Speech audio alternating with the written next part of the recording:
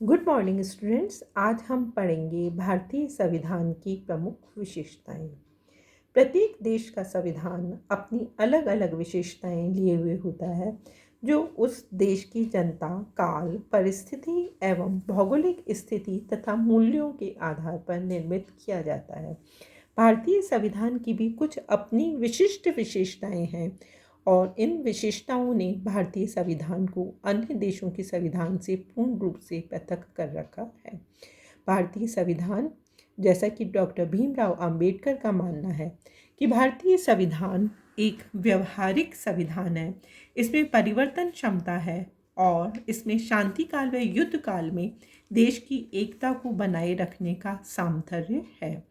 भारतीय संविधान विभिन्न देशों की संविधान की विशेषताओं के गुणों से लेकर निर्मित किया गया था। इसकी जो प्रमुख या पहली विशेषता है वह है इसका वृहत आकार, अर्थात विश्व की सबसे वृहत या बड़ी संविधानों में से एक भारत का संविधान है, जिसमें 395 अनुच्छेद हैं। अपने बड़े आकार के कारण यह विभिन्न प्रकार के विवादों से, संदेह से भारतीय जनता की रक्षा करता है। इसके बड़े होने का एक प्रमुख कारण भारत में नव लोकतंत्र की स्थापना थी। भारतीय जनता राजनीतिक व्यवस्था से, कानूनों से पूर्ण भलीभांति परिचित नहीं थी। इसके साथ ही साथ संघात्मक व्यवस्था होने के कारण राज्यों का अलग संविधान निर्माण नहीं किया गया।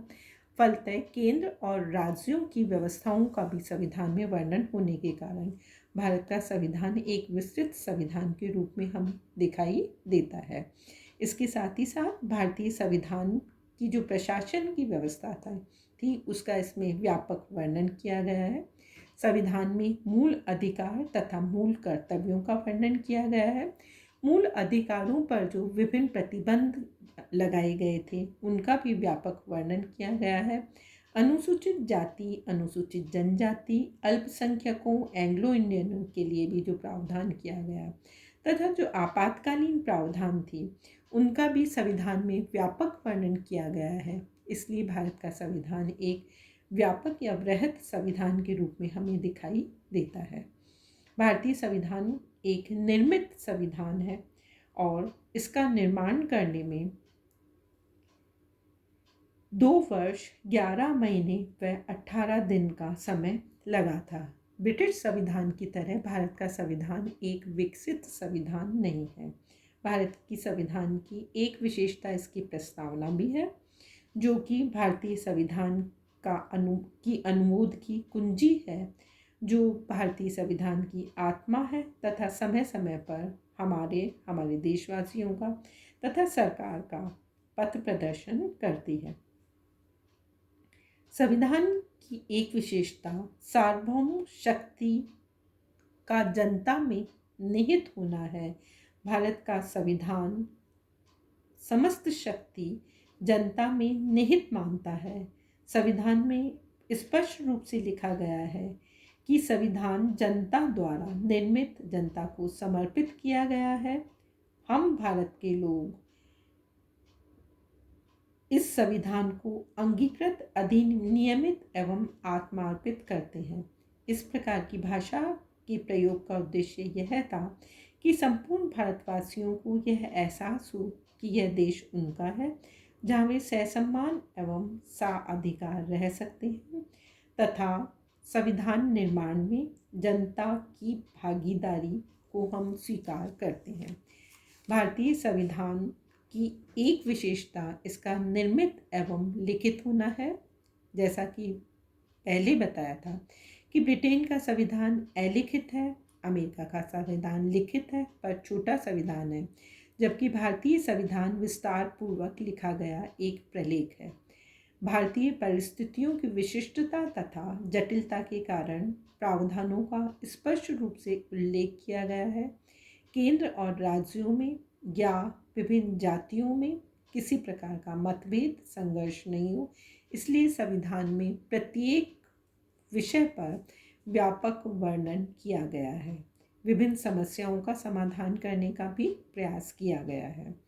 संविधान की एक विशेषता प्रभुसत्ता संपन्न लोकतंत्रात्मक गणराज्य है, अर्थात भारत का संविधान आंतरिक और बाह्य दोनों मामलों में पूर्ण रूप से स्वतंत्र है। देश की प्रभुसत्ता जनता में निहित है। शासन जनता द्वारा जनता के लिए चलाया जाता है, यानी लोकतांत्रिक पद्धति को अपनाया गया है। भारतीय संविधान ने संसदात्मक शासन व्यवस्था को स्वीकार किया है, क्योंकि हम इस शासन व्यवस्था से पूर्ण रूप से परिचित थे तथा लोकतांत्रिक व्यवस्था या जनता की स्वतंत्रता की रक्षा करने के लिए अन्य शासन व्यवस्थाओं की तुलना में संसदात्मक शासन प्रणाली को अधिक बेहतर माना गया। संसदात्मक व्यवस्था के अनुसार कार्यपालिका शक्ति यथार्थ रूप में मंत्रिमंडल में निहित है तथा मंत्रिमंडल के सदस्य व्यक्तिगत तथा सामूहिक रूप से व्यवस्थापिका के प्रति उत्तरदायी हैं। राष्ट्रपति को, जो जनता द्वारा अप्रत्यक्ष रूप से चुना जाता है, संवैधानिक अध्यक्ष का दर्जा दिया गया है। भारत में संसदात्मक शासन व्यवस्था को अपनाने के पीछे राष्ट्रीय एकता एवं शासन प्रणाली का अनुभव तथा शासन व्यवस्था को लोकतांत्रिक बनाए रखने की बातों को विशेष रूप से ध्यान में रखकर निर्धारित किया गया था। संविधान की एक विशेषता संपूर्ण देश के लिए एक संविधान है। अमेरिका में यदि हम देखें तो पाते हैं कि वहाँ राज्यों का और केंद्र का संविधान अलग अलग है, लेकिन भारत के अंदर केंद्र और राज्यों के लिए एक ही संविधान की व्यवस्था की गई है। सिर्फ अनुच्छेद 370 के अंतर्गत जम्मू कश्मीर को कुछ विशेष अधिकार प्रदान किए गए थे, अन्यथा संपूर्ण देश के लिए एक कानून और एक संविधान की व्यवस्था की गई है। संविधान मौलिक अधिकार तथा कर्तव्यों को भी स्वीकार करता है। किसी भी स्वतंत्र, सभ्य व सुसंस्कृत देश के लिए नागरिकों को मूल अधिकार देना अनिवार्य है और भारत के अंदर भी जनता को इन अधिकारों को प्रदान किया गया है ताकि वे मानवोचित जीवन तथा अपने व्यक्तित्व का पूर्ण विकास कर सकें। संविधान के द्वारा 7 मौलिक अधिकार प्रदान किए गए थे, परंतु 44वें संवैधानिक संशोधन के पश्चात इनकी संख्या 6 रह गई है और जो संपत्ति का मूल अधिकार था वह अब केवल कानूनी अधिकार रह गया है। ये सभी अधिकार वाद योग्य हैं। इन अधिकारों का हनन होने पर नागरिकों को अदालत में रक्षा करने का अधिकार प्रदान किया गया है। संविधान के द्वारा 42वें संवैधानिक संशोधन के द्वारा 10 मौलिक कर्तव्यों का भी उल्लेख किया गया है ताकि जनता अधिकारों के साथ ही साथ अपने कर्तव्यों का पालन करे और देश की जो समन्वित संस्कृति और जो गौरवशाली परंपराएं हैं, देश की जनता में जो भ्रातृत्व की भावना है, देश की जनता में एकता और अखंडता की रक्षा करने की भावनाएं हैं, उनका विकास हो सके। संविधान राज्य के नीति निर्देशक तत्वों का भी उल्लेख करता है और संविधान का जो भाग 4 है वह सामाजिक आर्थिक विकास, न्याय व समता के उद्देश्य को सामने रखते हुए सरकार के लिए एक प्रेरणा का कार्य करता है, प्रेरणा प्रदान करता है और ये विश्वास करता है कि आने वाले समय में सरकार इन नीति निर्देशक तत्वों के आधार पर कार्य करने का प्रयास करेगी और देश की जनता को इनको प्रदान करने के लिए निरंतर प्रयत्नरत रहेगी। संविधान की एक विशेषता समाजवादी राज्य है, जो कि 42वें संवैधानिक संशोधन के द्वारा जोड़ा गया है। मूल संविधान में यद्यपि समाजवादी शब्द का प्रयोग नहीं किया गया था, परंतु देश की जनता को आर्थिक न्याय प्रदान करने के लिए समाजवादी शब्द का प्रयोग किया गया। भारत की विशिष्ट परिस्थितियों को ध्यान में रखकर हमने लोकतांत्रिक समाजवाद को अपनाया है, जिसमें लोकतंत्र और समाजवाद दोनों के गुणों को समन्वित किया गया है। भारतीय संविधान पंथ निरपेक्ष राज्य है और 42वें संवैधानिक संशोधन के द्वारा पंथ निरपेक्षता को या धर्मनिरपेक्ष शब्द को जोड़ा गया था, जो कि पंथ निरपेक्षता में परिवर्तित हुआ। भारत किसी भी पंथ को राज्य धर्म बनाने का इच्छुक नहीं है और हम किसी पंथ विशेष को संरक्षण प्रदान नहीं करना चाहते। यह स्पष्ट करता है कि हम सर्वधर्म समभाव में विश्वास करते हैं और प्रत्येक व्यक्ति को अपनी पूजा अर्चना या अंतर आत्मा की स्वतंत्रता प्रदान करते हैं।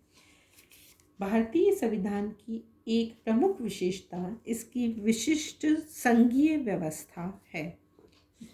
भारतीय संविधान संघात्मक व्यवस्था होते हुए भी देश की एकता को बनाए रखने के लिए कुछ विशिष्ट गुणों का समावेश करता है और इसलिए हमारी व्यवस्था को हम विशिष्ट संघीय व्यवस्था के रूप में देख सकते हैं। यद्यपि कुछ आलोचक इसकी विशिष्टताओं के कारण इसे संघात्मक व्यवस्था मानने के लिए सहमत नहीं है, परंतु समय काल तथा परिस्थिति के अनुसार हम देखते हैं कि आज विश्व की सभी संघात्मक व्यवस्थाएं धीरे धीरे एकात्मक गुणों की ओर अग्रसर हो रही हैं और भारतीय संघात्मक व्यवस्था भी अपने आप में इस अनूठी व्यवस्था का परिचायक है। भारतीय संविधान की एक प्रमुख विशेषता कठोरता व लचीलेपन के समन्वय की है, अर्थात हमारा संविधान कठोर संविधान होने के साथ ही साथ लचीलेपन का गुण लिए हुए भी है। संविधान का कुछ भाग जो कि मूल भाग है वह कठोर है, परंतु कुछ संविधान के भाग को संशोधन करने के लिए हमने एक सरल प्रक्रिया को अपनाया है। भारतीय संविधान संशोधन की प्रक्रिया पर यदि हम विश्लेषणात्मक दृष्टि डालें तो स्पष्ट हो जाता है कि हमने कठोर और सरल दोनों ही प्रक्रियाओं का समावेश किया है। भारत के संविधान में 3 प्रकार से संशोधन होते हैं, जहां कुछ विषय संसद के दोनों सदनों के साधारण बहुमत से संशोधित किए जा सकते हैं, वहीं कुछ संविधान के कुछ भाग में संशोधन करने के लिए संसद के दोनों सदनों के पूर्ण बहुमत तथा उपस्थित सदस्यों के 2/3 बहुमत की आवश्यकता होती है। संविधान का जो भाग 3 व 4 की धाराएं इसी में शामिल है। संविधान की कुछ धाराओं के संशोधन के लिए संशोधन के दोनों सदनों की पूर्ण बहुमत, उपस्थित सदस्यों की 2/3 बहुमत तथा आधे राज्यों की विधानसभाओं का समर्थन भी आवश्यक माना गया है, जिसके अंतर्गत राष्ट्रपति के निर्वाचन की पद्धति, केंद्र व राज्य के बीच शक्ति विभाजन आदि विषयों के संशोधन के लिए जटिल प्रक्रिया अपनाई गई है। तो इस प्रकार से भारत का संविधान कठोर एवं लचीलेपन का सम्मिश्रण है। भारतीय संविधान की एक महत्वपूर्ण विशेषता हमारी न्यायपालिका की स्वतंत्रता है।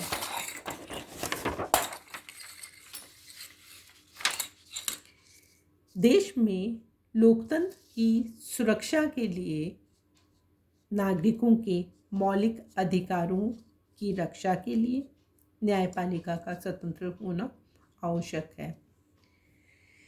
न्यायपालिका ही वह दीपक है जो जनता को अन्याय, अत्याचार के विरुद्ध प्रकाश दिखाती है। अतः भारतीय संविधान के अंतर्गत न्यायपालिका की स्वतंत्रता को बनाए रखने के लिए सभी व्यवस्थाएं की गई हैं। न्यायाधीशों की नियुक्ति राष्ट्रपति के द्वारा की जाती है। उसे महाभियोग के द्वारा हटाने की जटिल प्रक्रिया रखी गई है। न्यायाधीशों को पर्याप्त वेतन तथा वेतन संबंधी संरक्षण प्रदान किया गया है और इसके साथ ही साथ में बंदी प्रत्यक्षीकरण, परमादेश, प्रतिषेध लेखों को जारी करके नागरिकों के मूल अधिकारों को संरक्षित करने का प्रयास किया गया है। तो भारतीय संविधान की एक महत्वपूर्ण विशेषता यहाँ की न्यायपालिका की स्वतंत्रता है। इसके साथ ही साथ में भारतीय संविधान संसदीय संप्रभुता व न्यायिक पुनरावलोकन के सिद्धांतों का समन्वय भी है। अर्थात हमने संसदीय प्रभुता और न्यायिक पुनरावलोकन में समन्वय स्थापित किया है ताकि नागरिकों के स्वतंत्रता, नागरिकों के अधिकारों की रक्षा होने के साथ ही साथ में शासन व्यवस्था भी सुचारू रूप से चल सके और देश का विकास भी हो सके। इसके साथ ही अल्पसंख्यकों व पिछड़े वर्गों को भी संविधान के द्वारा सुरक्षा प्रदान की गई है ताकि जो समाज का पिछड़ा वर्ग है, जो हाशिए पर किसी कारण से छूट गया था, उसे धीरे धीरे विकसित कर देश की मुख्य धारा में शामिल किया जा सके और संविधान इनके लिए विशेष प्रावधान करता है ताकि उनका विकास हो सके। एक संविधान की एक विशेषता एक राजभाषा भी है। भारत बहुभाषा भाषी देश है। यहाँ विभिन्न क्षेत्रीय भाषाओं को भी पर्याप्त स्वतंत्रता प्रदान की गई है, उनके विकास के लिए भी पर्याप्त अवसर प्रदान किए गए हैं, परंतु इसके साथ ही साथ हिंदी को एक राष्ट्रभाषा के रूप में मान्यता प्रदान की गई है। संविधान देश में किसी भी प्रकार के आपातकाल की रक्षा के लिए आपातकालीन उपबंध की भी व्यवस्था करता है और संविधान के भाग का जो अनुच्छेद 352 से 360 तक युद्ध, बाहरी आक्रमण, सशस्त्र विद्रोह की स्थिति में आपात स्थिति का अधिकार प्रदान करता है। इसके साथ ही साथ राज्यों की संवैधानिक तंत्र के विफल हो जाने पर अनुच्छेद 356 के द्वारा उस राज्य में आपात स्थिति को लागू किया जा सकता है। वित्तीय स्थायित्व के संकट की स्थिति में वित्तीय आपातकाल की भी घोषणा की जा सकती है। तो इस प्रकार भारतीय संविधान के द्वारा 3 प्रकार की आपातकाल की व्यवस्था की गई है। अनुच्छेद 352, अनुच्छेद 356 और इसके साथ ही साथ में वित्तीय आपातकाल के लिए अनुच्छेद 360 की व्यवस्था की गई है। भारत का संविधान में राष्ट्रपति का पद भी है जो कि देश की एकता का प्रतीक है और राष्ट्रपति संवैधानिक अध्यक्ष के रूप में कार्य करता है, देश में एकता को बनाए रखने का प्रयास करता है, देश के आंतरिक एवं बाहरी क्षेत्र में विभिन्न अपने दायित्वों का निर्वाह करता है। भारतीय संविधान की एक महत्वपूर्ण विशेषता शांतिपूर्ण सहअस्तित्व तथा विश्व भ्रातृत्व का लक्ष्य है। भारत का संविधान भारतीय गरिमा और मूल्यों का प्रतिनिधित्व करते हुए भारतीय सभ्यता एवं संस्कृति के अनुरूप विश्व शांति व सहअस्तित्व के जीवन दर्शन को दर्शाता है। अनुच्छेद 51 में भारत के अंतर्राष्ट्रीय उद्देश्य को स्पष्ट रूप से देखा जा सकता है। भारत न तो किसी देश की सीमा या आंतरिक मामले में अतिक्रमण हस्तक्षेप करना चाहता है, न स्वयं के मामले में किसी दूसरे के अतिक्रमण में हस्तक्षेप को बर्दाश्त करता है।